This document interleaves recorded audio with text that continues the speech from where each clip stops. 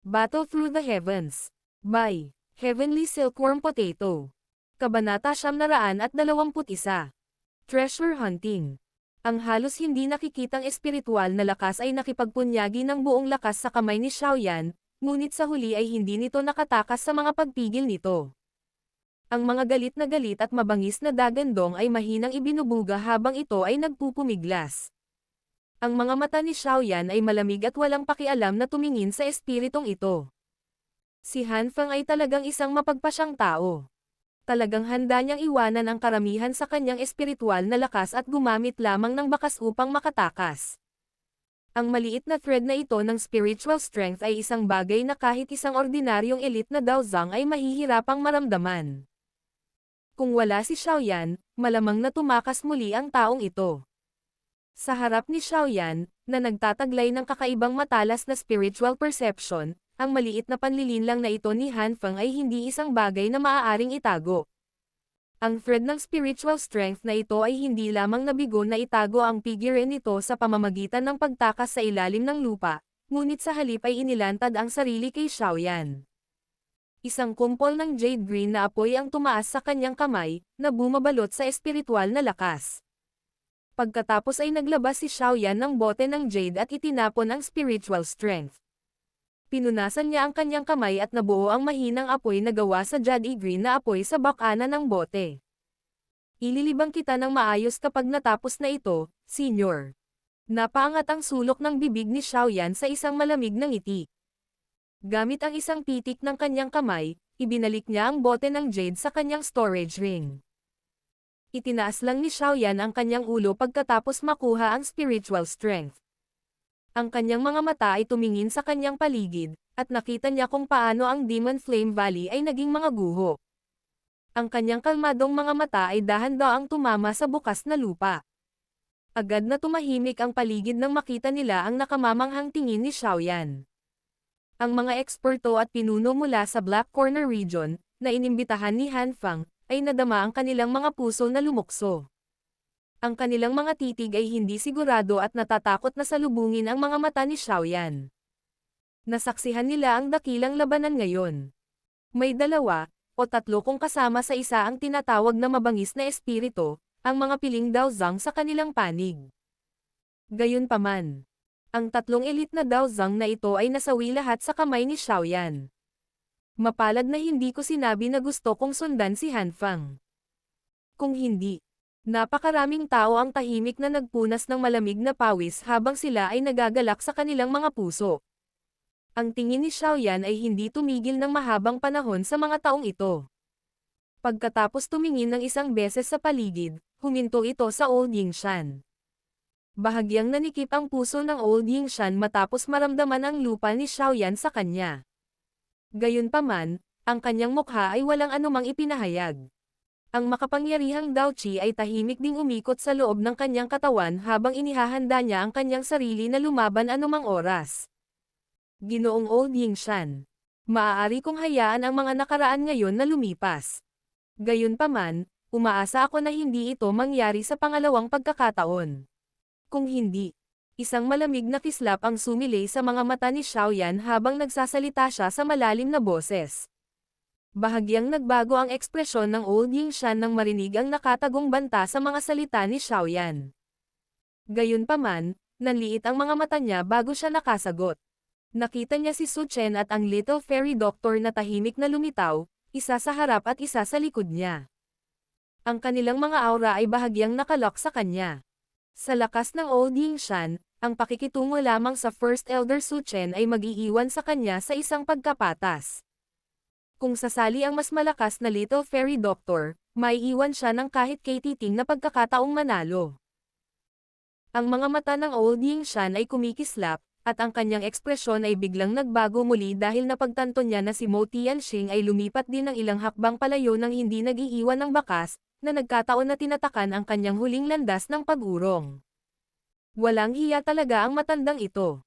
Palibhas ay ikinulong ng 3 piling Daozang, maging ang Old Yingshan ay hindi nang ahas na magkaroon ng anumang kakaibang iniisip sa kanyang puso. Ang isang medyo matigas na ngiti ay pinilit sa kanyang lumang mukha habang sinabi niya kay Xiaoyan. Ang matandang ito ay minamaliit ang maliit na kaibigan. Ang matandang ito ay sinulsalan din ni Han Fang ngayon. Mangyaring huwag akong sisihin. Ang mga ekspresyon ng maraming mga eksperto na naruroon ay kawili-wili nang makita nila na si Xiaoyan ay gumawa ng isang elite na Daozang na magsalita ng mga ganoong malambot na salita. Ang mga titig na damapo kay Xiaoyan ay nagpakita ng mas matinding paggalang nang hindi namamalayan ng kanilang mga may-ari. Napangiti si Xiaoyan nang makita niya ang ugali ni Old Yingshan. Pagkatapos ng isang malaking labanan, ang kalagayan ng Little Fairy Doctor at ang kanyang ay medyo pagod. Ang kanilang lakas sa pakikipaglaban ay lubhang nabawasan. Kung talagang pipilitin niya si Old Yingshan na lumaban ng todo, isang hindi inaasahang pagbabago ang maaaring mangyari, lalo na sa isang neutral na naruroon na Mo Tianxing. Bagamat ang taong ito ay mukhang nakatayo sa kanilang panig ngayon, hindi masisiguro ng isa na makokontrol niya ang kanyang sarili at hindi makikialam sakaling mauwi sa kanilang dalawa ng malubhang pinsala ang laban nila kay Old Yingshan.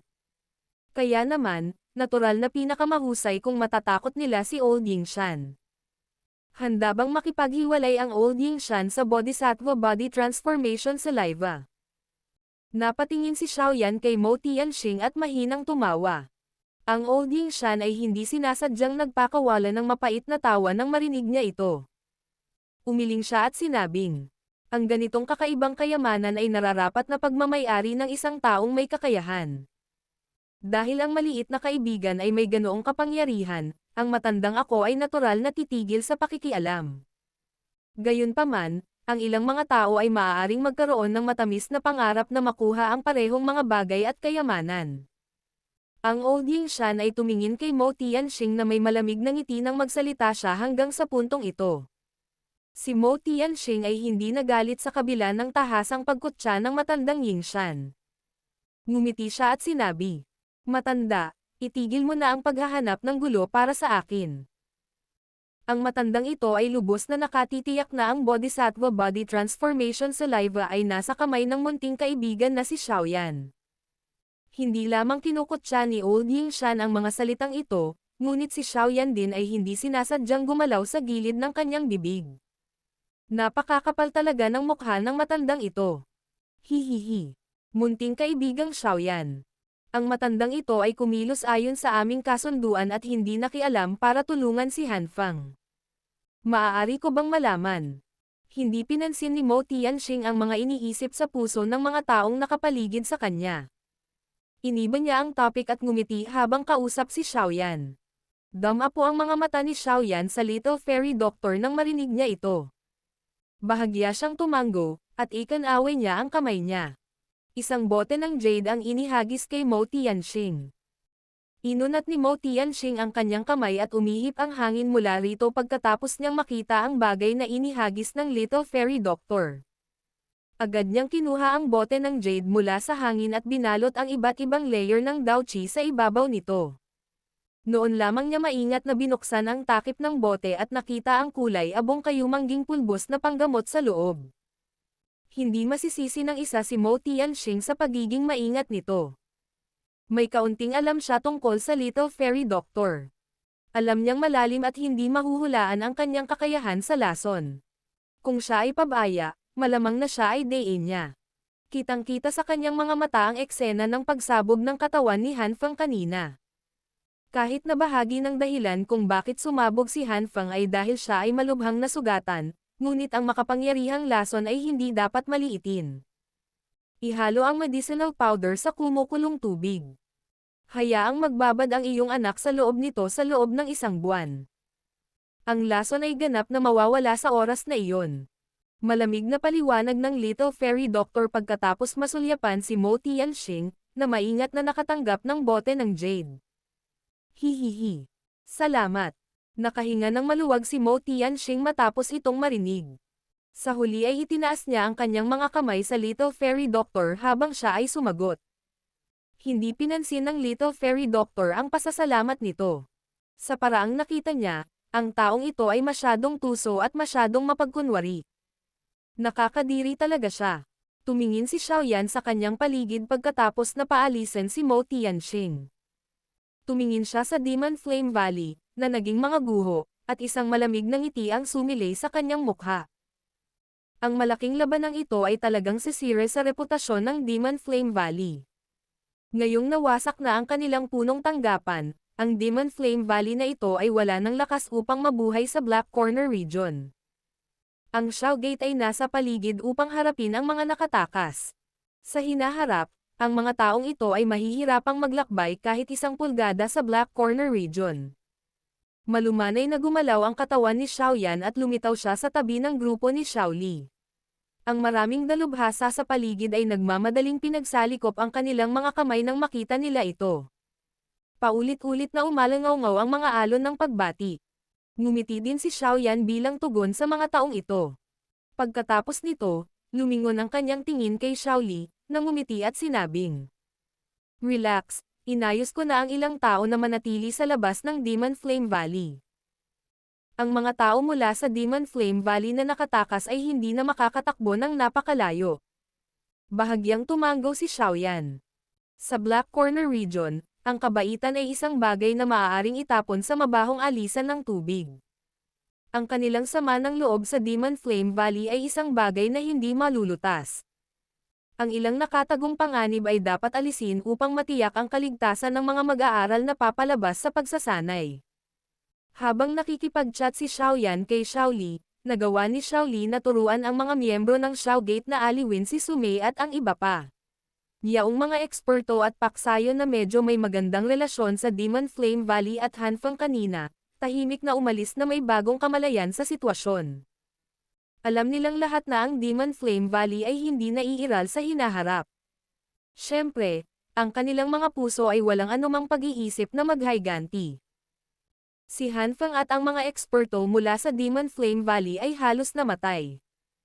Sino ang pupunta at sasaktan ang Shao Gate at ang Jianan Academy ng walang dahilan? Pagkatapos magpadala ng ilang miyembro, nagsimulang mag-utos si Xiao Li na hanapin ang mga guho ng Demon Flame Valley. Ang Demon Flame Valley na ito ay isang sinaunang paksayon. Ang kanilang akumulasyon sa loob ng maraming taon ay dapat magresulta sa medyo malalim na pundasyon. Ang iba't ibang chi methods, Dao techniques, armas, at ang maraming kakaibang espiritual na gamot ay mga bagay na naging sanhi ng pamumula ng mata ng isang tao. Ngayong naalis na nila ang Demon Flame Valley, ang maraming bagay na pag-aari nila ay natural na kailangang alisin.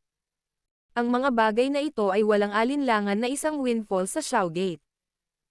Bagamat ganito ang iniisip ni Xiaoyan at ng iba pa, wala silang mahanap kahit isang bakas ng treasure warehouse matapos maghanap ng kalahating oras.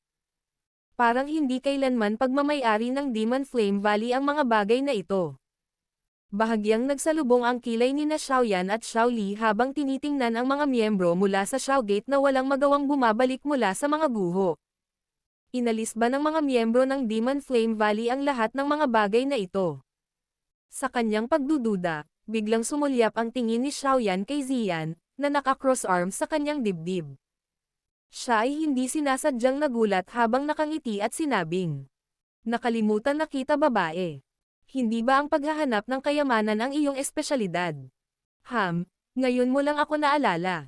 Malamig na ngumuso si Ziyan sa sinabi ni Xiaoyan. Maliwanag, medyo hindi siya nasisiyahan kay Xiaoyan dahil sa ngayon lang siya naalala. Hindi sinasadyang nagpakawala ng mapait na tawa si Xiaoyan nang makita niyang nakapout ito. Hinikayat niya ito ng magagandang salita, na naging sanhi ng bahagyang ngiti sa mukha ng munting tiyan na ito. Pagkatapos ay ipinikit niya ang kanyang mga mata at dahan-daang iminulat ang mga ito ilang sandali pa. Gumalaw ang kanyang katawan at sumugod sa pinakamalalim na bahagi ng Demon Flame Valley. Si Xiaoyan, Xiao Li, ang Little Fairy Doctor, at ang iba pa sa likod ay nagmamadaling sumunod nang makita ito. Sumunod sila sa likod ni Ziyan habang dumaan sila sa mahabang landas sa loob ng lambak. Makalipas ang ilang minuto, ang kanilang paningin ay natatakpan ng isang batong pader na puno ng ligaw na damo. Dahan-daang huminto ang ilang figure ng tao sa harap ng batong pader na ito. Ang kanilang mga tingin ay dumaan dito ngunit wala silang naramdamang kakaiba tungkol dito. Ang kanilang mga tingin ay agad na nagdududa kay Ziyan. Agad na ngumiti si Ziyan nang may pagmamalaki nang makita niya ang nawawalang tingin sa mga mukha ng karamihan sa grupo ni Xiaoyan. Ang kanyang katawan ay kumikislap at gumalaw, na lumilitaw sa isang tiyak na bahagi ng batong pader. Pagkatapos nito, mahigpit niyang ikinuyom ang kanyang maliit na kamao at marahas na binasag iyon. Bang! Ang mga fragment ng bato ay kinunan sa lahat ng direksyon at nabuo ang isang crack line sa rock wall. Muling humakbang pasulong si Zian. Ang kanyang maliit na kamao ay parang makina na nagbukas ng mga bundok habang pilit niyang hinampas ang pader ng bundok at bumuo ng lagusan na hindi bababa sa 10 metro ang lalim. Pagkatapos nito, nakita ni Xiaoyan at ng iba pa ang isang madilim na itim na kuweba na nakatago sa loob ng batong pader.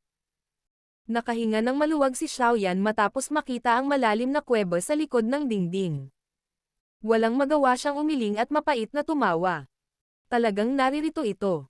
Ngunit ang mga pamamaraan ng paghahanap ng kayamanan ng batang babae na ito ay talagang napaka-barbaric. Battle Through the Heavens. Kabanata 922. Rock Cave Storeroom. Inilahad ni Xiaoyan ang kanyang kamay at hinayla ang mukhang excited na si Zian sa likod niya habang pinag-aaralan niya ang kuweba sa likod ng batong pader. Pagkatapos nito, nakipag-ugnayan ang kanyang mga mata sa Little Fairy Doctor, Su Chen, at Xiao Li. Ang Daoqi sa loob ng kanilang mga katawan ay tahimik na umikot. Saka lamang sila dahan-dahang pumunta sa butas na pilit na ginawa ni Zian. Dahan-dahan silang naglakad papasok. Lubhang maingat sila kung saan nila inilalagay ang bawat yabag dahil hindi nila alam kung ano ang nakatago dito. Dumaan sila sa maliit na lagusan bago tuluyang huminto sa loob ng kuweba makalipas ang ilang sandali. Nakatayo sa lugar na ito, malabo nilang nakikita ang ilang liwanag na naglalabas mula sa loob ng kuweba. Ang ilang mga guhit ng magical beast ay naruroon sa mga pader ng bato na nakapalibot sa kuweba. Sa isang sulyap ay tila nagtataglay sila ng isang mahigpit, mabangis na aura. Gayunpaman, ang ganitong uri ng pagpigil ay ganap na walang silbi laban sa grupo ni Xiaoyan. Naglakad si Su Chen sa harapan. Sa kanilang lahat, napanatili niya ang buong lakas niya. Hindi siya naubos ng maraming lakas habang nakikipag-usap kay Old Yingshan. Ito ay pinakaligtas na siya ay nasa harap habang ginalugad ang kuweba kung saan sila ay walang alam sa mga posibleng bitag. Sa loob ng kuweba ay may mahabang batong hagdan. Ang batong hagdan ay umabot sa mahinang kadiliman sa ibaba kung saan ang isa ay nahihirapang makakita. Ang ilang moonlight rocks, na naglalabas ng mahinang liwanag, ay inilagay sa nakapalibot na mga pader ng bundok sa isang mosaic na paraan, na nagpapalabas ng kadiliman sa loob ng kuweba. Naglakad ang mag-asawa sa hagdan ng bato, dahan-daang bumababa. Makalipas ang halos 10 minuto, sa wakas ay nakarating na sila sa dulo. Sa gilid ng hagdan na ito ay isang pintong batong nakasara ng mahigpit. Ang pintong bato ay ganap na itim na may mga takip sa buong ibabaw nito, na nagbibigay ito ng mahinang pakiramdam ng pagiging napakabigat. Payagan mo ako. Agad namang nag-volunteer si Zian nang makita niyang ito ay isang batong pinto. Puno ng excitement ang maliit niyang mukha. Ang batang babae na ito ay tila gustong sirain ang mga bagay. Dapat ka na lang maghintay ng tahimik. Walang magawang umiling si Xiaoyan at hinawakan si Zian. Pagkatapos nito, tumanggo siya kay Su Chen. Walang nakakaalam ng sitwasyon sa lugar na ito. Kaya naman, pinakamahusay na mag-ingat. Napangiti si Su Chen nang makita niya ito. Ang nanginginig niyang kamay ay dahan-daang dumiin sa batong pinto. Pagkatapos nito, naging mabagsik ang ekspresyon ng kanyang mga mata. Isang maringal na Daoqi na sapat na upang sirain ang mga bundok at makabasag ng mga bato ay lumabas sa kanyang braso sa paraang parang kidlat. Pagkatapos nito, marahas nitong hinampas ang batong pinto na may napakalakas na tunog. Bang! Ang mga pira-pirasong bato ay lumipad sa lahat ng direksyon at ang pinto ng bato ay agad na natatakpan ng mga basag na linya. Sa isang putok, biglang bumagsak ang pinto. Isang nakakasilaw na ilaw ang biglang namatay. Kusang naningkit ang mga mata ng lahat nang lumitaw ang matinding liwanag. Kaagad, bahagyang nagbago ang ekspresyon ni Xiaoyan habang siya ay mahinang sumigaw. First Elder, mag-ingat ka. Ang sigaw ni Xiaoyan ay tumunog lamang ng isang malansa na hangin ang pumutok mula sa likod ng batong pinto. Ang malakas na hangin ay humampas patungo kay Su Chen sa harapan. Ang biglaang hindi inaasahang pagbabago ay hindi naging sanhi ng pagkataranta ni Su Chen. Kumulat ang kanyang mga kamay habang ang maamong manggas ay agad na naging isang bagay na kasing tigas ng bakal. Marahas niyang winalis ang mga ito sa harapan niya.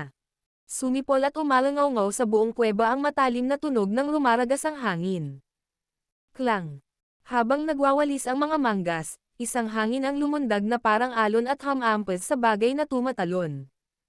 Pagkatapos nito, si Xiaoyan at ang iba pa ay nakarinig ng isang matalim na sigaw habang ang napakalaking figure ay biglang bumaril sa likod, na bumagsak ng malakas sa lupa. Gumalaw muli ang manggas ni Su Chen matapos na piliting paatras ang snake attacker ng isang strike. Sumipol ang mabangis na hangin at tuluyang napatalsik ang alikabok sa kanyang harapan, na inilantad ang espasyo sa likod ng pintong bato. Isang napakaluwang na bodega ang lumitaw sa harap ng grupo ni Xiaoyan. Napakaliwanag ng ilaw sa loob ng bodega.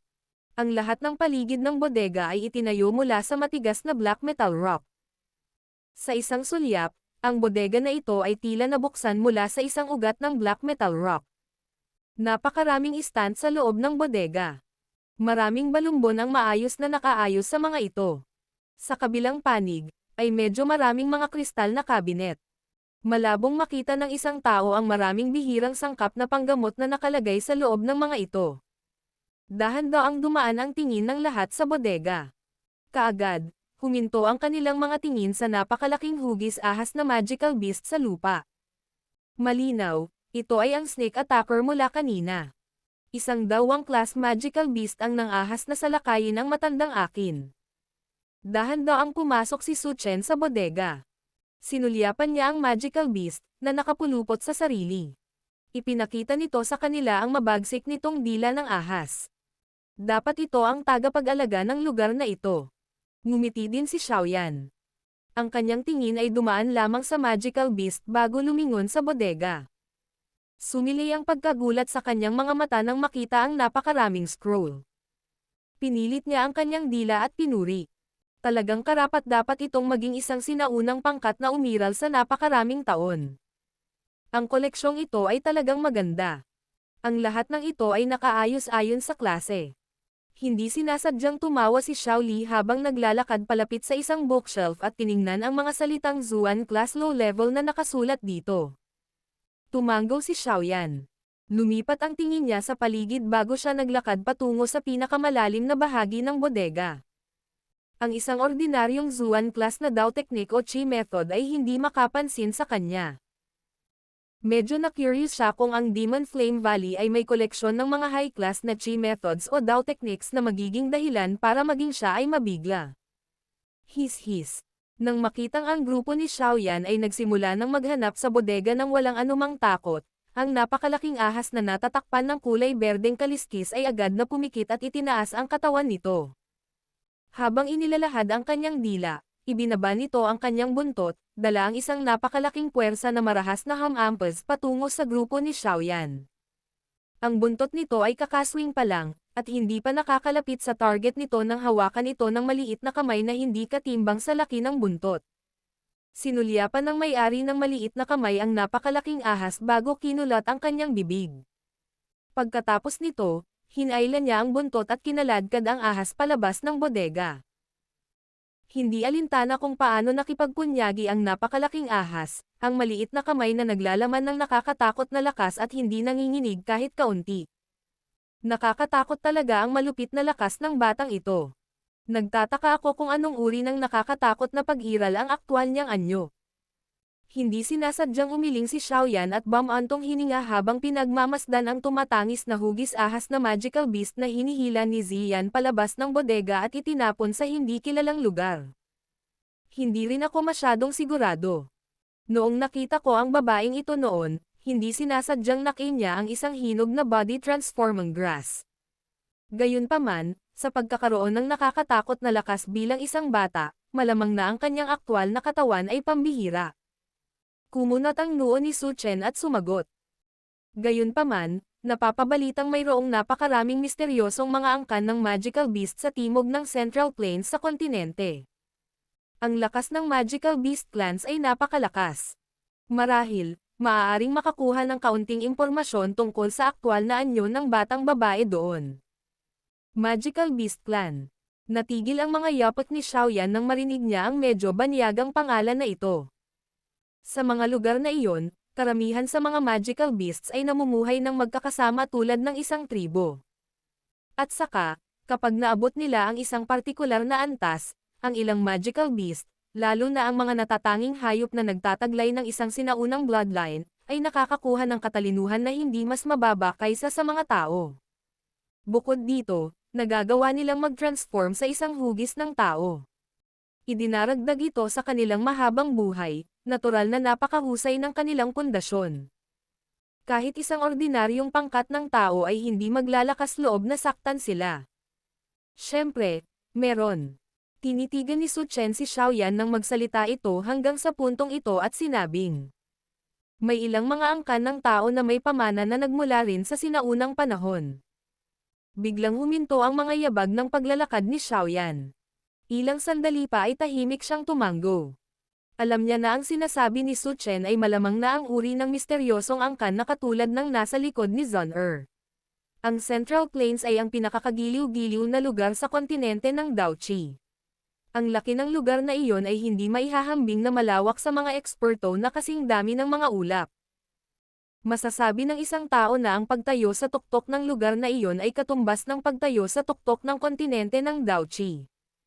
Bahagyang ngumiti si Su Chen at sinabing, sa lugar na iyon, maaaring unti-unti kang makatagpo ng pangkat sa likod ng iyong maliit na kasintahan. Gayunpaman, maswerte na ang agos mo ay hindi na ganoon kaliit na dadaoshi noong kakapasok mo pa lang sa akademya. May ilang mga bagay na unti-unti mong taglay ang lakas na ipaglaban. Gayunpaman, nakuha mo lang ang kwalifikasyon para sa iyong puso na ipaglaban, kahit na kailangan mo ng mas malaking hakbang para ipaglaban ito. Marahang tumango si Xiaoyan. Dahan-daang hinaplos ng kamay niya ang isang scroll sa harapan niya. Nakalanghap siya ng malalim na hangin at dahan-daang pinigilan ang bagyo sa loob ng kanyang puso. Gayunpaman, ang magandang mukha na iyon, tulad ng isang ethereal lotus na namumulaklak sa mundong ito, ay tahimik na lumabas. Nahihirapang mawala ang mukha na ito. Zun Er. Ang kamay sa ilalim ng manggas ni Xiaoyan ay biglang humigpit. Bumangon din ang init na mahirap itago sa kanyang mga mata. Malinaw niyang naalala ang mga salitang sinabi sa kanya ni Zun Er bago siya umalis. Bago makarating sa klase ng Daozang, hindi siya dapat makipag-ugnayan. Malamang na nag-aalala siya tungkol sa iba't ibang mga hadlang mula sa loob ng klan nang magkita sila. Daozang. Ha? Nagpakita ang batang mukha ng determinasyon sa ilalim ng liwanag. Mula sa kung paano niya ito nakita noon, ang isang Daozang ay tila isang malayo at hindi maabot na antas. Ngayon, gayunpaman. Ito ay abot kamay. Hintayin mo ako. Sa oras na iyon, ipapaalam ko sa lahat ng iyong angkan na ang iyong paningin ang pinakamaganda. Mahinang ungol ni Xiaoyan sa kanyang puso. Ang kanyang mga mata ay sumabog din sa isang mainit na ekspresyon na hindi pa nakikita, ambisyon at inaasahan. Ang tinatawag na basura ng Xiao Clan sa huli ay magbibigay ng malaking pagkabigla sa lahat. Sa oras na binawi ni Xiaoyan ang kanyang isip, huminto na rin ang kanyang mga yapak. Naglakad na siya papunta sa dulo ng bodega nang hindi niya namamalayan. Ang mga stand sa tabi niya ay walang maraming mga balumbon tulad ng mga nasa harap. Sa halip, mayroon lamang itong 4 na sinaunang kahon na gawa sa kahoy. Ang ilang mga kahoy na kahon ay nakabalot sa wrought iron na may ilang mga sinaunang guhit na inukit sa mga ito. Masasabi ng isa sa isang sulyap na hindi sila ordinaryong mga bagay. Ang paligid ng bookshelf na ito ay walang anumang proteksyon tulad ng ibang mga bookshelf.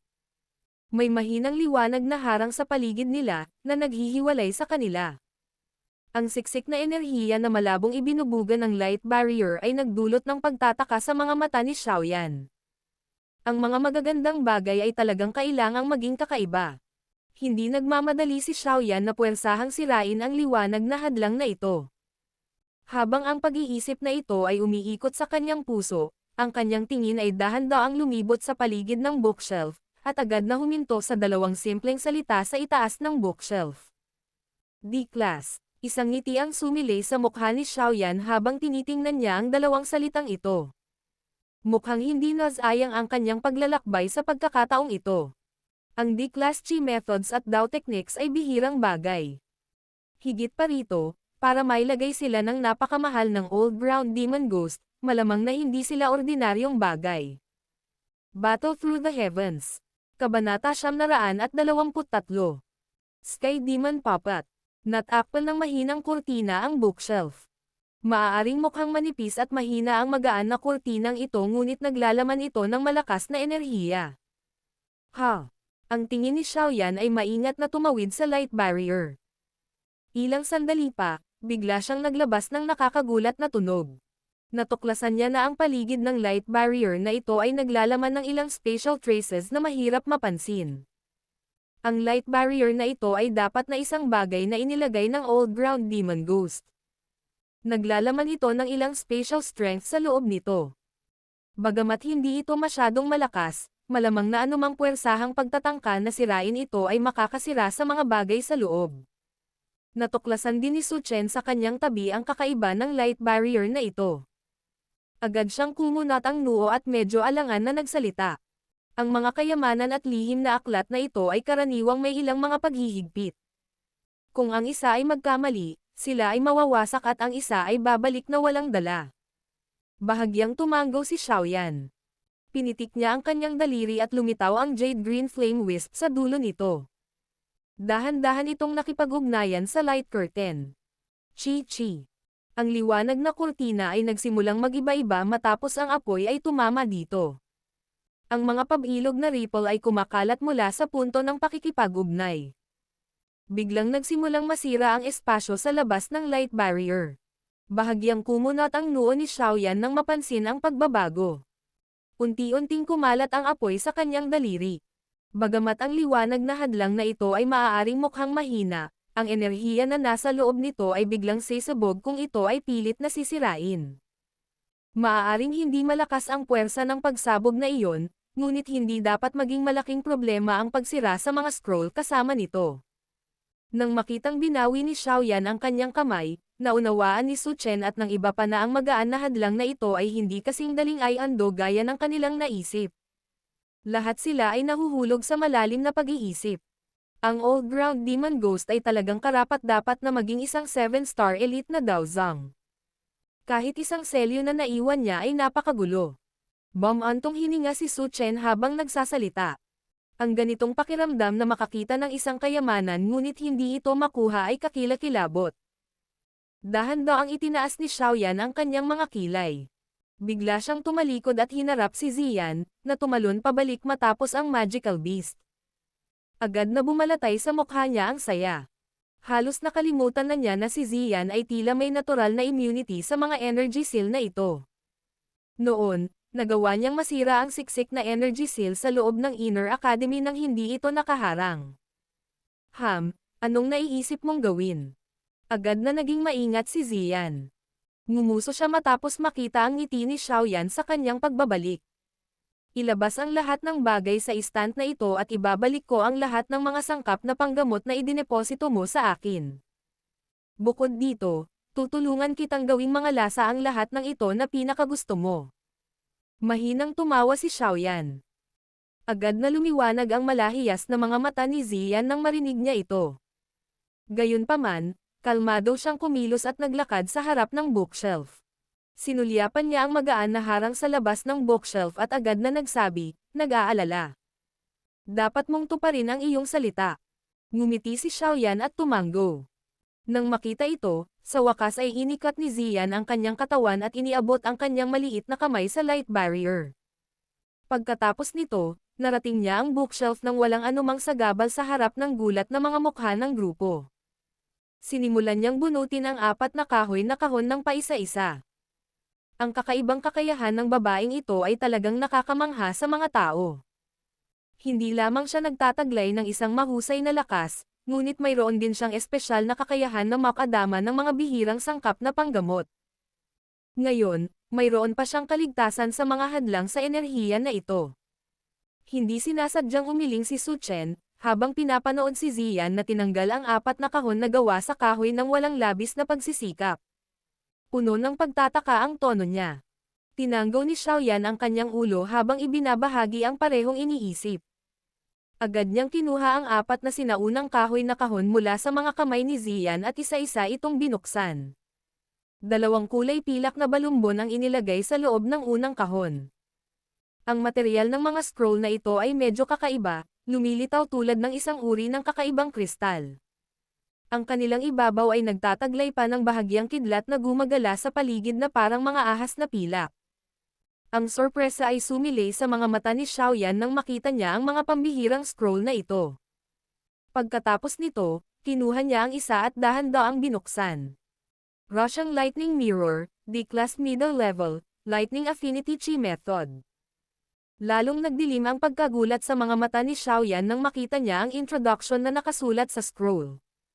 Ang mga paraang chi na may kaugnayan sa kidlat ay medyo bihira. Ang mga ganoong matataas na uri ay mas mahirap hanapin. Ito ay hindi inaasahan na sila ay makahanap ng isa dito. Pangalawang kapatid, ito ay isang bagay na maganda. Itinaas ni Xiaoyan ang kanyang ulo at ngumiti kay Xiaoli. Pagkatapos nito, inihagis ni Xiaoyao ang scroll sa kanya. Si Xiaoyan ay kabilang sa Fire Affinity. Ang isang kidlat affinity chi method ay hindi gaanong nagamit sa kanya. Nagmamadaling binuksan ni Xiaoli ang scroll matapos itong matanggap. Agad na lumabas ang saya sa kanyang mukha habang tuwang-tuwa siyang sinabi. Ito ay talagang isang D-Class Middle Level Lightning Affinity Chi Method. Hahaha. Mukhang hindi ako naparito nang wala sa pagkakataong ito. Pagkatapos maglibot-libot sa Black Corner region sa mahabang panahon, natural na naiintindihan niya kung anong klaseng kaguluhan ang mabubuo ng kidlat na chi method ng klaseng ito kung isusubasta. Siyempre, natural na hindi siya tanga para dalhin itong Russian Lightning Mirror sa auction. Siya ay mula sa Lightning Affinity. Kung mayroon siyang Russian Lightning Mirror, malamang na makakapag-charge siya sa klase ng Daohong sa loob ng napakaikling panahon. Napangiti din si Xiaoyan habang nakatingin sa excited na si Xiaoli.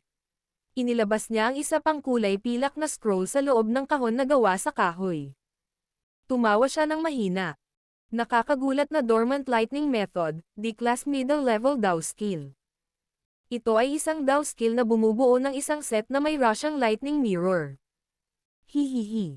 Mukhang magiging kahanga-hanga ang pagkuha ng pangalawang kapatid ngayon. Ibinato ni Xiaoyan ang scroll na ito kay Xiaoli habang nagsasalita siya. Nagmamadali at maingat na hinawakan ito ni Xiaoli bago hindi sinasadyang tumawa ng malakas. Mukhang ang Old Ground Demon Ghost na ito ay ayaw ding kumuha ng ganoong chi method para mag-auction. Kaya, natapos niya ang pagimbak nito dito. Napatingin si Su Chen sa tumatawang Xiaoli at ngumiti habang nagsasalita. Tumanggaw si Xiaoyan. Muli niyang binuksan ang isang kahon na gawa sa kahoy at isang medyo pamilyar na maliwanag na pulang scroll ang lumitaw sa kanyang mga mata. Flame Creation Skill. Agad na nagulat si Xiaoyan nang makita niya ang scroll na ito at nasabi ang mga salita ng malakas. Isang walang magawang ekspresyon ang agad na bumungad sa kanyang mukha. Nakuha na niya itong Flame Creation Skill mula kay Fang Yan at sa 2 pang elder. Gayunpaman, kinailangan pa niyang magsanay kahit ngayon. Hindi niya inaasahan ang isa pang lilito sa sandaling ito. Kinuha ni Xiaoyan ang scroll at dahan-daang itinulak ito. Ang 3 malalaking salita, Flame Creation Skill, ay nakatatak sa kanyang mga mata. Naging sanhi ito ng paglaki ng walang magawang tingin sa mukha ni Xiaoyan. Tila walang gaanong gamit ang bagay na ito. Nang plano ni Xiaoyan na random na itabi ito, ang kamay niya, na dahan-daang binubuksan ang scroll, ay biglang huminto. Agad na huminto ang kanyang tingin sa isang napakatingkad na pulang salita na nakasulat sa likod ng 3 malalaking salita, Flame Creation Skill. Real. Flame Creation Skill, Real. Agad namang natigilan si Xiaoyan nang makita ang totoo na salitang ito.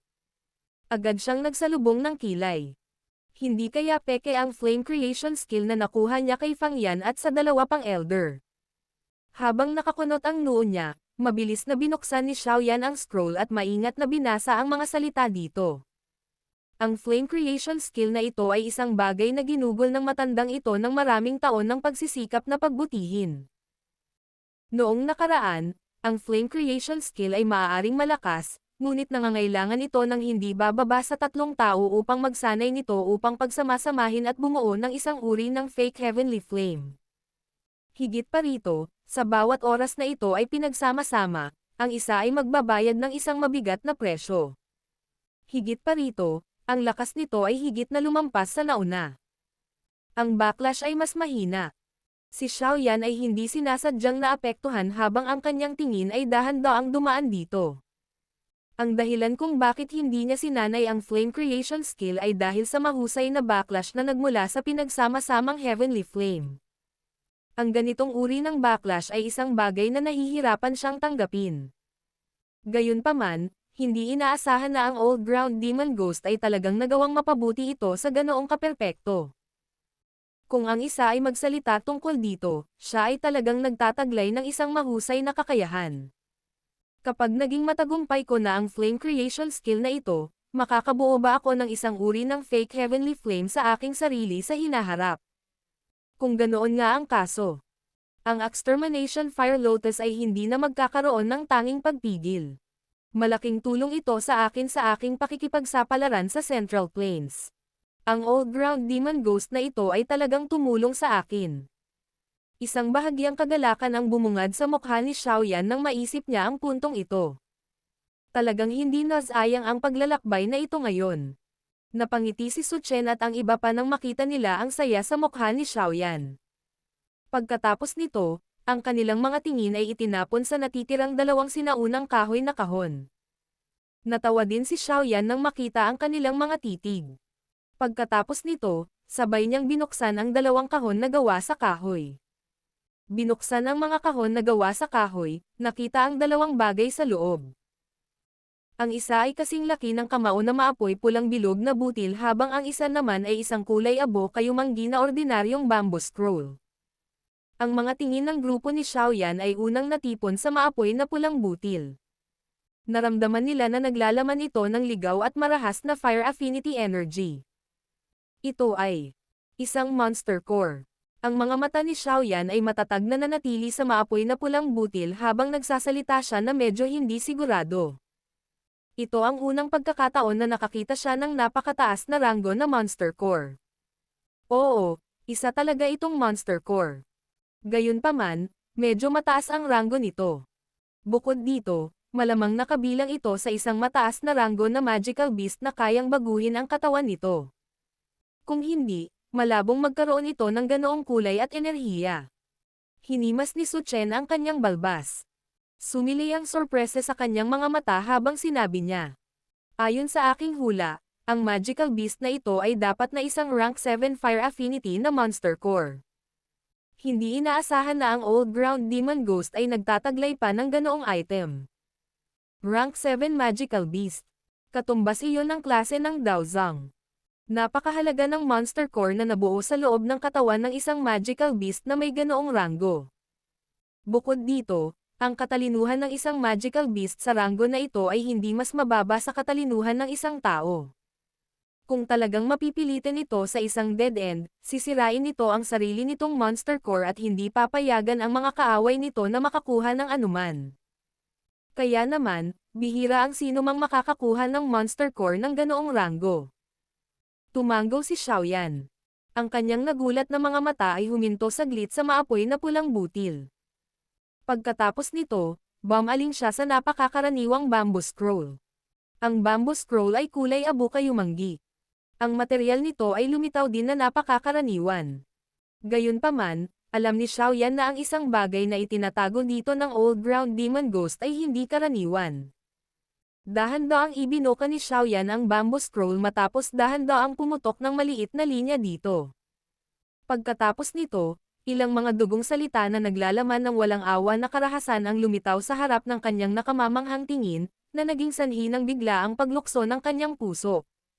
Sky Demon Puppet. Battle Through the Heavens. Kabanata 924. Soul Cultivating Saliva. Sky Demon Puppet. Nanlaki ang mga mata ni Xiaoyan habang tinitignan ang tatlong malalaking salitang pulang dugo. Kaagad na nagdala ng bahagyang pagdududa ang kanyang puso habang dahan-daang binuksan ang bamboo scroll. Ilan pang mga salitang pulang dugo, na naglalaman ng uhaw sa dugo ay nakatatak sa kanyang mga mata. Sky Demon Puppet. Ang kasanayang ito ay hindi isang chi method at hindi rin isang ordinaryong Dao technique. Sa halip, ito ay isang puppet skill na naipasa na mula pa noong sinaunang panahon. Kailangang magtipon ng tatlong bagay upang pinuhin ang Sky Demon Puppet. Isang bangkay, isang espiritu, at isang monster core. Ang bangkay ay ang aparato, ang espiritu ay ang gabay at ang halimaw na ito ay isang pangunahing sangkap ng demon na gagawin ng core na ito. Ang puppet. Ang demon puppet ay nahahati sa tatlong antas, sky, ground, at man. Ang sorpresa sa mukha ni Xiaoyan ay naging mas siksik habang ang kanyang mga tingin ay dahan-daang tumawid sa mga salitang pulang dugo sa bamboo scroll. Ang tinatawag na puppet skill na ito ay isang bagay na narinig niya noon. Gayunpaman, hindi inaasahan na ito ay talagang misteryoso. Nang maglihis ang tingin ni Xiaoyan sa huling salitang pulang dugo, nagpakawala rin siya ng mahabang hininga. Ang kanyang puso ay labis na interesado sa tinatawag na Sky Demon Puppet. Kung pinino niya ang isa, malamang na magkakaroon siya ng karagdagang bodyguard sa tabi niya na sumusunod lang sa utos niya. Napabuntong hininga si Xiaoyan at umiling. Inabot niya ang bamboo scroll kay Su Chen at sa iba pang katabi niya. Bakas din sa kanilang mga mukha ang pagkagulat matapos nilang matanggap at maingat na basahin ito. Ang ganitong uri ng kasanayan sa papel ay isang bagay na nakikita ko paminsan-minsan sa ilang mga sinaunang libro. Gayunpaman, hindi pa ako nakatagpo ng isang paraan ng pagpino. Hindi inaasahan na ang Old Ground Demon Ghost ay aktwal na nagtataglay ng ganoong koleksyon. Malamang na ang Rank 7 Fire Affinity na Monster Core mula noon ay isang bagay na nakuha ng matandang ito upang pinuhin ang Sky Demon Puppet. Iniklik ni Su Chen ang kanyang dila at bumantong hininga pagkatapos niyang basahin ang scroll. Ngumiti si Xiaoyan at tumango. Iniabot niya ang kanyang kamay at inilabas ang nagninangas na pulang monster core. Hinaplos ito ni Xiaoyan gamit ang kanyang kamay. Lalong lumawak ang ngiti sa kanyang mukha nang maramdaman niya ang maringal na enerhiyang nakapaloob dito. Gayunpaman, ang pamamaraang ito ng Sky Demon Puppet ay talagang nagpapakita ng pagkauhaw sa dugo. Ang pagkuha ng bangkay at espiritu ng isang tao, at pagkatapos ay paghaluin ang mga ito sa isang monster core. Ang pagtitipon ng lahat ng tatlong mga item at pag-uugnay sa mga ito sa kanilang sariling natatanging paraan ng pagpino. Marahil ang lakas ng bagay na pino ay talagang nakakagulat. Umiling si Su Chen at ibinalik ang bamboo scroll. Sinabi niya, dapat mong itago ang bagay na ito. Hindi maganda na lumitaw ang ganoong bagay sa loob ng akademya. Dahil malapit ka nang gumala sa Central Plains, mas angkop ito para sa iyo. Salamat sa First Elder. Napangiti si Xiaoyan nang matanggap ang scroll. Hindi siya naglagay ng isang aksyon. Ang Sky Demon Puppet na ito ay talagang interesado sa kanya. Bukod dito, maliban sa ilan sa mga espesyal na sangkap, karaniwang nakasulat dito ang lahat ng pangunahing bahagi. Bangkay, espiritu, at monster core. Baka mapino niya talaga ang tinatawag na Sky Demon Puppet. Inimbak ni Xiaoyan ang bamboo scroll at ang flame creation skill sa kanyang storage ring. Tumingin siya sa buong paligid niya. Ang iba pang chi methods at Dao techniques sa paligid ng lugar na ito ay hindi na makapagbigay sa kanya ng kasiyahan. Tanging ang mga bihirang sangkap na panggamot na perpektong napreserba ang may kaunting gamit sa kanya.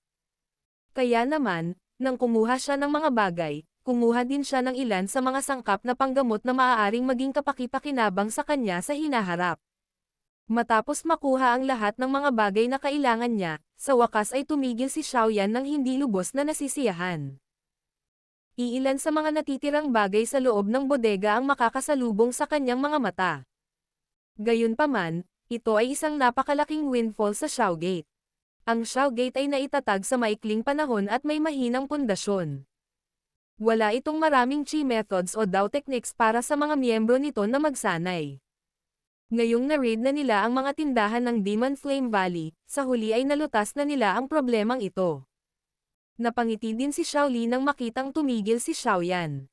Ipinatawag niya ang ilang miyembro ng Xiaogate at gumamit ng ilang storage rings para ilipat ang lahat. Pagkatapos nito, tumingin ang lahat sa walang laman na bodega, tumawa ng tuyo na may madilim na mukha at umalis.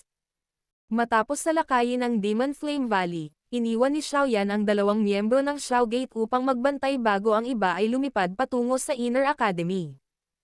Sa sandaling ito, maraming bagay ang kailangang gawin ni Xiaoyan. Kalimutan ang tungkol sa bagay ng pagpino sa Sky Demon Puppet.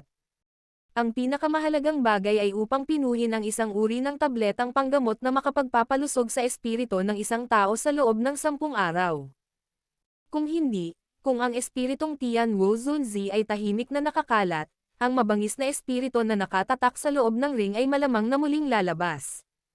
Siyempre, kumpara sa pakikipaglaban sa mabangis na espiritu, ang pinakaseryosong bagay ay ang pagkawala ng napakalaking tulong na maibibigay ni Tian Wu Zunzi sa hinaharap.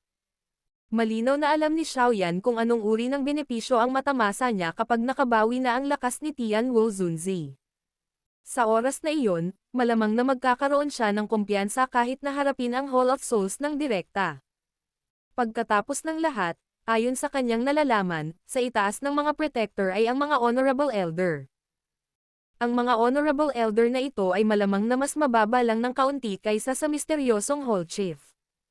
Mula dito, masasabi ng isa na kahit ang Hall of Souls ay may mga eksperto sa klase ng Daozun. Bukod dito, malapit na siyang magtungo sa Central Plains. Ang mga eksperto doon ay kasing dami ng mga ulap. Bukod dito, ang mga taong may kakayahang lumahok sa Peel Gathering ay malamang na walang mahinang background o lakas. Kung hindi siya nagtataglay ng ilang trump card, malamang na siya ay kakainin ng iba hanggang sa mawala ang kanyang mga buto. Ang mahihina ay karne lamang na kinakain ng malakas. Ito ay isang panuntunan na hindi magbabago kahit nasaan ang isa. Kaya naman, dapat ihanda ni Xiaoyan ang lahat ng kanyang trump card sa natitirang oras. Kailangan din niyang matuto ng higit patungkol sa Central Plains upang may handa ang kanyang sarili sa pag-iisip. Pumasok si Xiaoyan sa lugar kung saan nakaimbak ang mga sangkap na panggamot pagkatapos bumalik sa Inner Academy.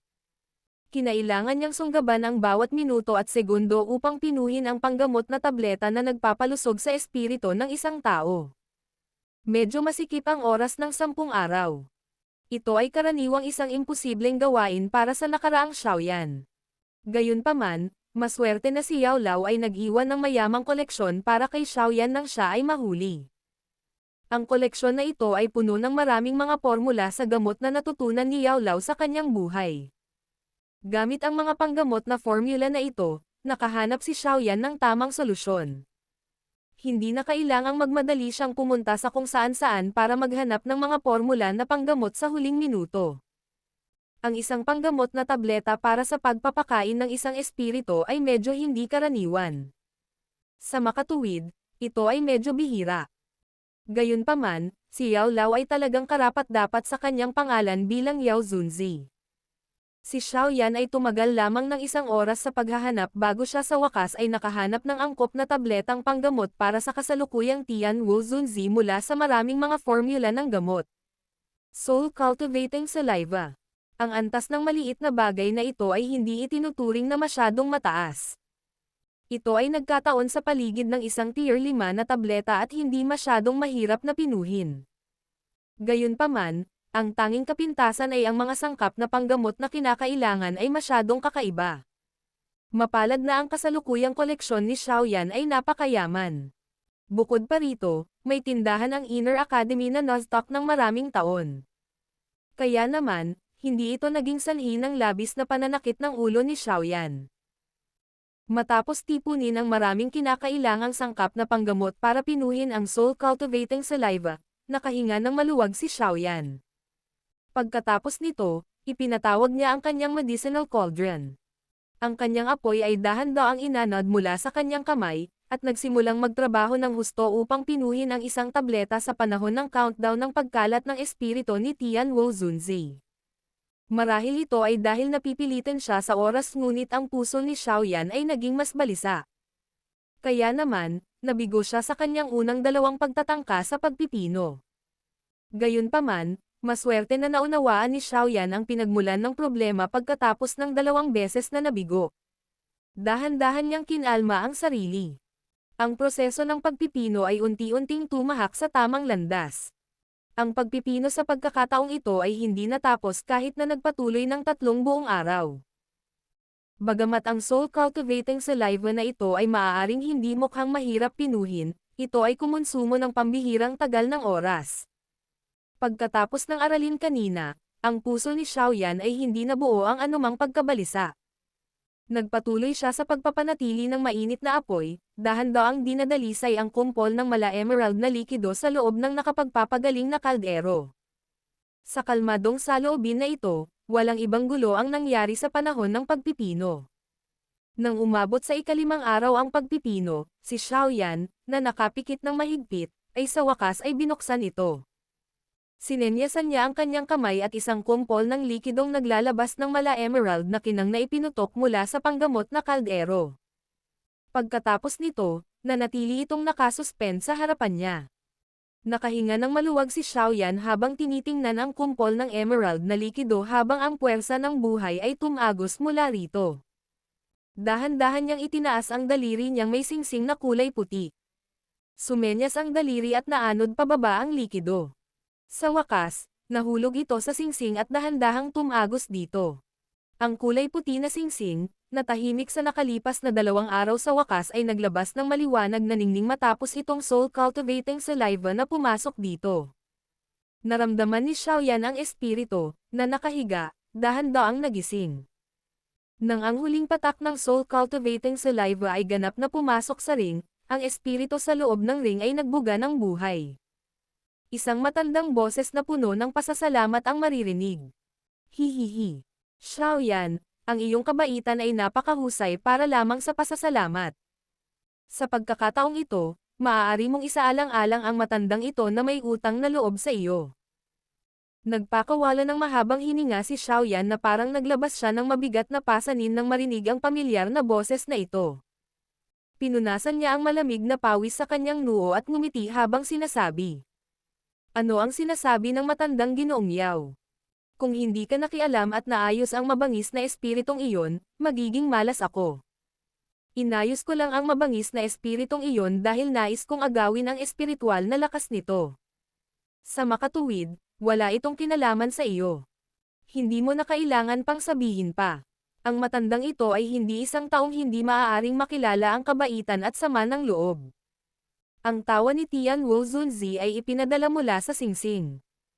Naibuka lang ni Xiaoyan ang kanyang mga kamay nang marinig ito. Natural na hindi niya tatanggihan ang isang piling daozun na may utang sa kanya. Iniabot ni Xiaoyan ang kanyang kamay at ibinalik ang medicinal cauldron sa kanyang storage ring. Inayos niya ng kaunti ang lugar bago lumabas ng bodega. Sabi niya habang naglalakad. Kagigising lang ng matandang Ginoong Yao, magpahinga ka muna. Hindi na kailangang magmadali sa usapin ng mabangis na espiritu. Oo, sa kasalukuyang kondisyon ko, magiging mahirap itong pinuhin. Sumang-ayon si Tian Wuzunzi sa kanya. Napangiti si Xiaoyan. Itinulak niya ang pinto at dahan-dahang naglakad sa nakakasilaw na sikat ng araw. Gayunpaman, kalalabas lang niya nang makita niya si Xiaoli na pabalik-balik sa labas ng bodega. Siya ay hindi sinasadyang nagulat habang nakangiti at nagtanong. Pangalawang kapatid, bakit ka nandito? Mabilis na inikot ni Xiaoli ang kanyang katawan nang marinig niya ang boses na ito. Hindi niya sinasadyang nakahinga ng maluwag nang makita niyang lumabas si Xiaoyan. Naging mataimtim ang kanyang ekspresyon habang sinabing, nakalabas ka na sa wakas. Mabilis. Mabilis na pumunta at tingnan ang Little Fairy Doctor. May nangyari sa kanya. Biglang tumigas ang ngiti sa mukha ni Xiaoyan. Nang hindi na hinintay na mag-react si Xiaoli, nag-transform siya sa isang malabong itim na figure na kumawala sa paraang parang kidlat. Mapait na ngumiti si Xiaoli at bumantong hininga bago mabilis na sinundan ang figure. Battle Through the Heavens. Kabanata 925. The Woeful Poison Body Erupting Ahead of Time. Sa oras na sumugod si Xiaoyan sa tirahan ng Little Fairy Doctor, natuklasan niya na ang lugar ay ganap na natatakpan ng isang energy light barrier na nagmula sa itaas pababa. Ang ilan sa Inner Academy Elders ay tumigil sa lugar na ito na may mga solemn na mukha, at pinaalis ang ilang mga usyosong estudyante na dumating. Isang itim na figure ang lumapit mula sa malayo at lumitaw sa labas ng light curtain pagkaraan ng ilang sandali. Pipigilan na sana siya ng ilang Inner Academy Elders nang makita nila ang mukha ng taong ito. Saka lang sila nakahinga ng maluwag. Ikinulong nila ang kanilang mga kamay kay Xiaoyan at itinabi ang kanilang mga katawan. Nasa loob si First Elder. Dapat kang pumasok agad. Mag-ingat sa poison gas. Mabilis na sabi ng isang elder matapos makita si Xiaoyan. Lalong tumindi ang pagkabalisa sa mga mata ni Xiaoyan nang marinig niya ito.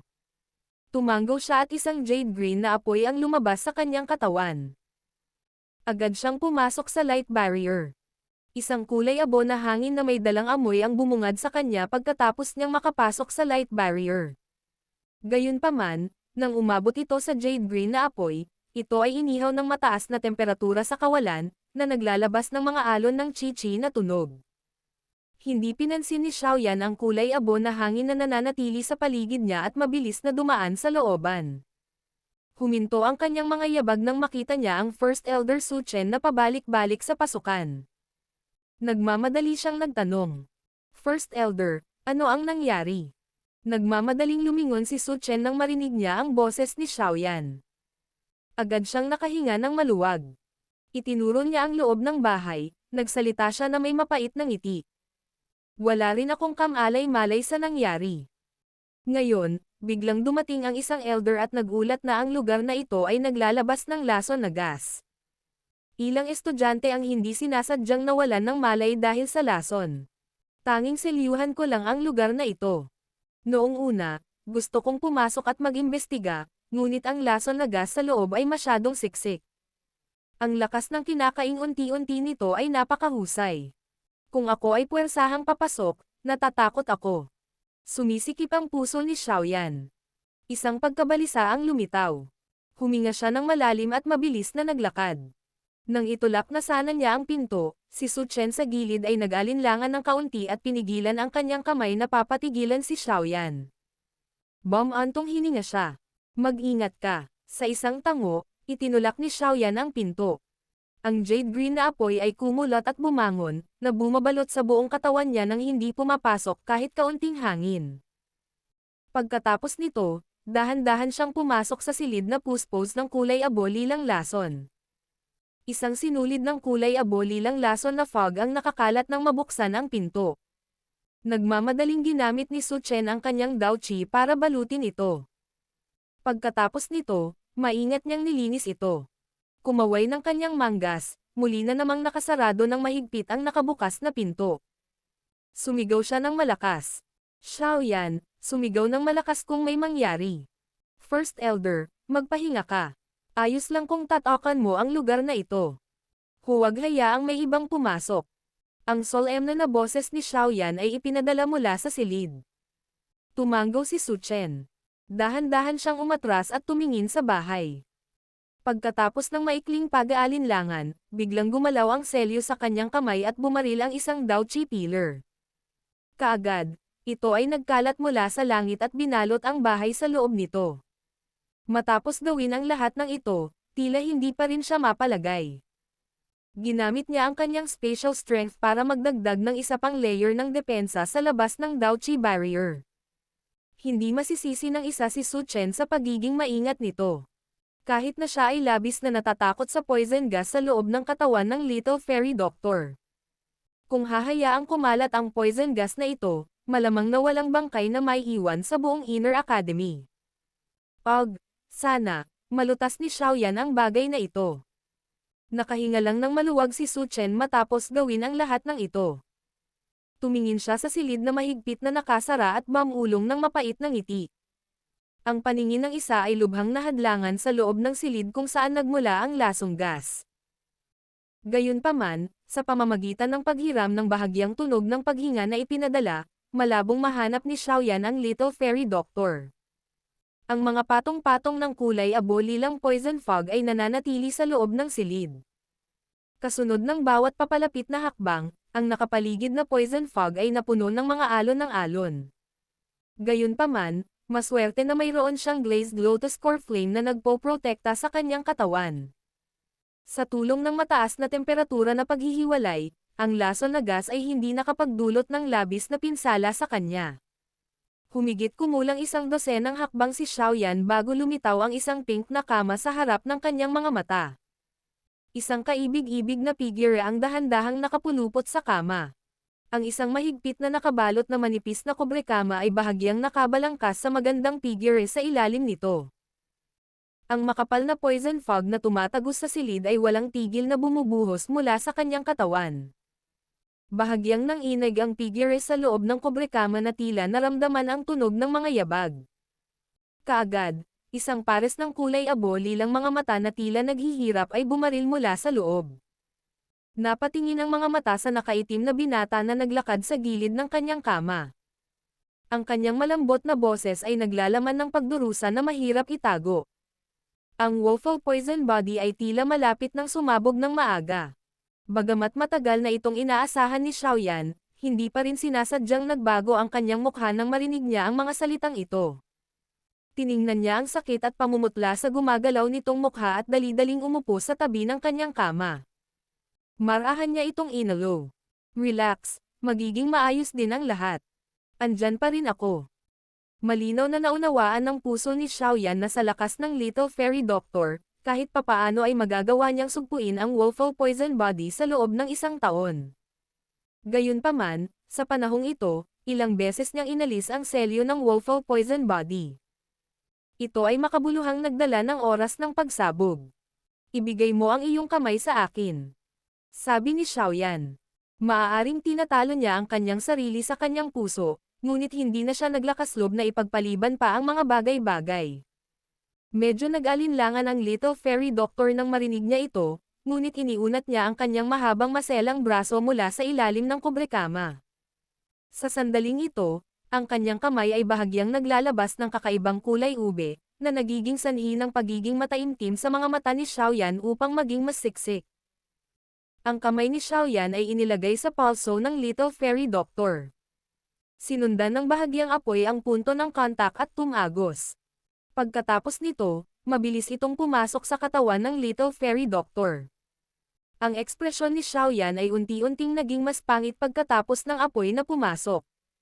Sa sandaling ito, ang katawan ng Little Fairy Doctor ay tila ganap na napasok ng lasong gas. Bukod dito, ang poison gas na ito ay tila tumataas at pumapasok sa kanyang ulo. Alam ni Xiaoyan na kung ang poison gas na ito ay papasok sa kanyang utak, ang kamalayan ng Little Fairy Doctor ay unti-unting lumalabo. Sa oras na iyon, malamang na siya ay magiging katulad ng mga nakaraang may-ari ng woeful poison body, na naghihintay sa kahabag-habag na huling hakbang. Ipinanganak sa aba, at namamatay sa aba. Unti-unting nanlabo ang matatalinong mata ng Little Fairy Doctor habang tinitingnan niya ang unti-unting pangit na ekspresyon ni Xiaoyan. Kinagat ng likod ng kanyang mga ngipin ang kanyang ibabang labi habang mahinang sinabi. Xiaoyan, napakasaya kong sinusundan ka sa panahong ito. Ikaw ang una kong kaibigan at maaaring huli ko na rin. Kung talagang aabot ako sa hakbang na iyon, sana ay hindi ka magpigil. Mahal na mahal ko ang akademya sa lugar na ito. Pagkatapos kong mawalan ng malay, ayoko na. Tumahimik ka. Anong kalokohan ang ibinubulalas mo? Nang marinig ang huling sinabi ng Little Fairy Doctor, agad na sumimangot si Xiaoyan at pinagsabihan siya. Sa kabila ng pagiging pasaway, hindi nagalit ang Little Fairy Doctor. Sa halip ay nagpakita siya ng mahinang ngiti sa kanyang mukha. Bahagyang nakatagilid ang ulo niya habang nakasandal sa unan sa likod. Isang pares ng nakakabighaning kulay abulilang mga mata ang malumanay na tumitig sa paulit-ulit na pagbabago ng mukha ni Xiaoyan. Ang pakiramdam na ito ng isang taong nag-aalala at nag-aalala tungkol sa kanya ay isang bagay na hindi niya masyadong na-enjoy. Tila napakasarap ng pakiramdam na ito. Si Xiaoyan ay walang oras para mag-abala tungkol sa titig ng Little Fairy Doctor sa sandaling ito. Napakunot ang noo niya at nag-isip ng malalim. Ang tinatawag na poison pill na paraan upang ganap na kontrolin ang woeful poison body ay kulang pa rin sa Sky Poison Dragon Scorpion Beast Monster Core. Isa ito sa mga pangunahing sangkap ng poison pill at hindi maaaring iwanan. Kung hindi, Kung tatangkain ng isang tao na pilitin itong gawin, mauubos lamang nito ang Bodhisattva body transformation saliva na nakuha niya pagkatapos ng maraming pagsisikap. Buong lakas na gamulong ang isip ni Xiaoyan, sinusubukang humanap ng isang uri ng paraan para pansamantalang sugpuin ang Wolfel poison body mula sa mga pormula ng gamot na iniwan ni Yao Lao. Gayunpaman, ang resulta ay nag-iwan sa kanya ng pagkabigo. Ang Wolfel poison body ay napakabihira. Imposible para kay Yao Lao na sadyang makahanap ng ilang paraan upang harapin ang ganitong uri ng bagay. Kaya naman, walang saysay ang paghahanap ni Xiaoyan. Nang si Xiaoyan ay nababalisa at walang magawa na ang kanyang mukha ay natatakpan ng pawis, isang matandang boses ang biglang nagdala ng kaunting sorpresa habang ito ay tumunog mula sa kanyang puso. Wolfel poison body. Hay, hindi inaasahan na ang matandang ito ay nakakakita ng bagay na ito ng 2 beses sa aking buhay. Isang ligaw na kagalakan ang agad na bumalot sa puso ni Xiaoyan nang marinig niya ang boses na ito. Tila kumakapit siya sa kanyang huling dayami habang nagmamadaling nagtanong. Matandang Ginoong Yao, alam mo rin ba ang tungkol sa Wolfel poison body? Mayroon ka bang paraan upang pansamantalang sugpuin ito? Hahaha. Ang Wolfel poison body. Sino sa mga matatandang henerasyon ang hindi nakakaalam ng ganoong pangalan? Bahagyang tumawa si Tian Wu Zunzi. Gayunpaman, ang kaibigan mong ito ay tila nasa huling yugto ng pagsabog ng Wolfel poison body. Kung hindi ito natatakpan at ang poison gas ay pumasok sa kanyang utak, ang resulta. Nagulat si Xiaoyan nang marinig niya ito. Huminga siya ng malalim at nagtanong. May alam ba ang matandang Ginoong Yao ng paraan para sugpuin ang Wolfel poison body? Isipin mo ang iyong sarili na maswerte na nakilala mo ang matandang ito sa oras na ito. Malamang na napakakaunting tao ang nakakaalam tungkol sa paraan ng pagbubuklod na ito sa kontinenteng ito. Noon, mayroon din akong kaibigan na may Wolfel poison body. Ang paraan ng pagbubuklod na ito ay ginawa para sa kanya, sa kasamaang palad. Ang selyong ito ay magagamit lamang ng 1 beses at, sa pinakadulo, 3 taon lamang ang lumipas, hindi pa rin ako nakahanap ng paraan upang madaig ang Wolfel poison body, kaya mahinang bumantong hininga si Tian Wu Zunzi. Nagulat din si Xiaoyan nang marinig niya ang kanyang mga sinabi. Ang mundong ito ay talagang puno ng kakaibang mga pagkakataon. Matapos ang emosyonal na pagbuntong hininga, nakahinga rin siya ng maluwag, pakiramdam niya ay inalis niya ang isang mabigat na pasanin. Sapat na ang 3 taong selyo. Hindi siya naniniwala na hindi niya makukuha ang tinatawag na Sky Poison Dragon Scorpion Beast Monster Core sa loob ng 3 taon. Ang selyong ito ay tinatawag na All-Day Fire Seal. Hinihiram nito ang positibong karahasan sa isang Fire Affinity na Chi method para sugpuin ang poison gas sa kasalukuyan. Ang Heavenly Flame na taglay mo sa loob ng iyong katawan ay kayang i-optimize ang mga epekto ng seal sa ibaba. Ang boses ni Tian Wu Zunzi ay tumunog lamang ng isang mensahe ang pumasok sa isip ni Xiaoyan. Mabilis niya itong tinanggap. Mariing ipinikit ni Xiaoyan ang kanyang mga mata. Ilang sandali pa, sa wakas ay sinimulan na niyang buksan ang mga ito. Unti-unting bumabawi ang kanyang ekspresyon sa normal nitong anyo. Inangat niya ang kanyang mga mata, sinulyapan ang Little Fairy Doctor sa kama, at tumawa ng mahina. May paraan para pigilan ito. Nagulat ang Little Fairy Doctor nang marinig ito. Damaloy ang kagalakan sa kanyang mukha. Napangiti din si Xiaoyan nang makita ang reaksyon nito. Pagkatapos nito, tila may naalala siya at hindi sinasadya at tuyong umubo. Natigilan siyang sinabi. Upang magamit ang selyong ito, kakailanganin mong tanggalin ang iyong mga damit. Ang mga salita ni Xiaoyan ay tumunog lamang nang ang magandang mukha ng Little Fairy Doctor ay biglang naging mainit na nag-aapoy. Ibinaling niya ang kanyang ulo sa isang tabi at hindi nang ahas na tumingin kay Xiaoyan.